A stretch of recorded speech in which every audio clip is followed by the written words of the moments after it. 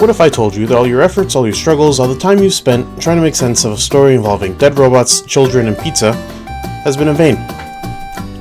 Well, you don't have to imagine because I just told you. Over the past, 9 years of Five Nights at Freddy's, many people have been trying to put together the story of the games. The process started with newspaper clippings that randomly appeared on the walls of the first game, to now causing a small civil war over when the fifth game takes place and trying to justify it. Emphasis on trying. But little do the theorists know that these games are all literally just games. Now, I don't mean that in some silly boy, it's just a game kind of way. No, I mean that in a, sir, we have confirmation that these games are in-universe games and they are literally just games. I hope that made sense. Now, you might ask, given how vicious the Five Nights at Freddy's community can be, how can I just say that out in the open? Well, it's pretty simple. I own a sword, and you do not. Ladies and gentlemen, welcome to PixelPunch. Help Wanted, the first Five Nights at Freddy's game in VR. It's a pretty good game, pretty scary, and it has weird implications when it comes to combining human flesh with artificial intelligence. And it's hard to talk about this game. Why? Because the game exists within itself. It's like Inception, but with a lot more fur and teeth than I'm comfortable with. And if you ever think about asking how much I am comfortable with, get ready for the consequences. At the start of the game, they put you in a little roller coaster track and roll you down a slow track with a healthy helping of exposition. My favorite. It's implied that Fazbear Entertainment, the in-universe owner of Freddy Fazbear's Pizza, made the game that we are currently playing. One look at the game's Wikipedia page confirms that we are now dealing with a game inside of a game. I love this franchise. That's a lie. The voice narrating the rise says that the stories and games that you remember being tied to the Fazbear name are the creations of a complete lunatic and are loosely based on actual events. It's cool that the main and sole developer of the Five Nights at Freddy's franchise up to this point inserted himself into Help Wanted, but that's not the main point here.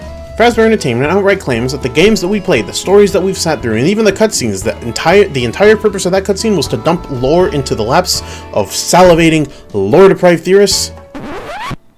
They were just lies. But why should we trust them? After all, if I had a restaurant that was closely associated with dead children, possessed robots, suspicious purple characters, and fire, I too would call the stories lies, while also saying that they are loosely based on real events to avoid lawsuits. The key word here is loosely to me. I'm not saying that they're actually completely fictitious scenarios from the mind of a complete lunatic, but the fact that they could be raises an interesting idea to me. Broadly, you could separate the games, the ones that exist in the real world, that is. The first group includes everything from Five Nights at Freddy's to Ultimate Custom Night, and the second group includes Help Wanted all the way to the present with Five Nights at Freddy's Ruin and Help Wanted 2. Since Help Wanted establishes that all of these games took place in this universe as just games, not as actual stories that played out, as just games, well then what actually happened before Help Wanted?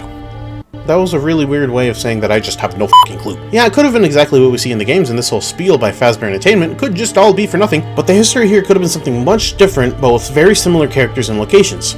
So for my fellow virgins in the audience, it's like comparing the stories of Ocarina of Time and Majora's Mask. There's one slight, minor pain in the side of this theory that might unravel everything though, and it's tape 13. Throughout Help Wanted, you can find cassette tapes with some classic VHS distortion on them to make them look like they're not supposed to be there. Obviously they are supposed to be there, or else they would have ended up on the cutting room floor and not on game theory. One of these tapes, specifically tape 13, it says that the games, again, Five Nights at Freddy's 1 to Ultimate Custom Night, were actually developed and paid for by Fazbear Entertainment, with the sole purpose of, and I quote, conceal and make light of what happened.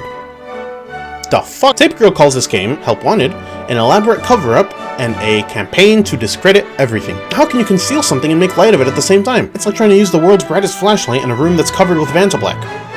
Which isn't something that I've done, but now that I think about it, that would be cool. My interpretation of this is that the original games, Five Nights at Freddy's 1 to Ultimate Custom Night, do have some element of truth to them, but what little truth you could pull from each game is likely to be either very hard to pull out or impossible, precisely because they're designed to conceal, but also admit that some shady shit happened. If you want to hide the truth but also admit it at the same time, this is just what I think you do. That being, make up a different story that shares a few critical elements with the actual truth, but that is still so far removed that you cannot extract the truth from that lie. And even when the truth does come out, if you do this correctly, nobody will believe the truth, and you'd have successfully discredited those who do know the truth, while also concealing the truth and also technically admitting it. But in the end, I can't know for sure. I'd rather spend my time collecting yarn Yoshis and buying Lego than losing sleep over fictional animatronic bears possessed by dead children.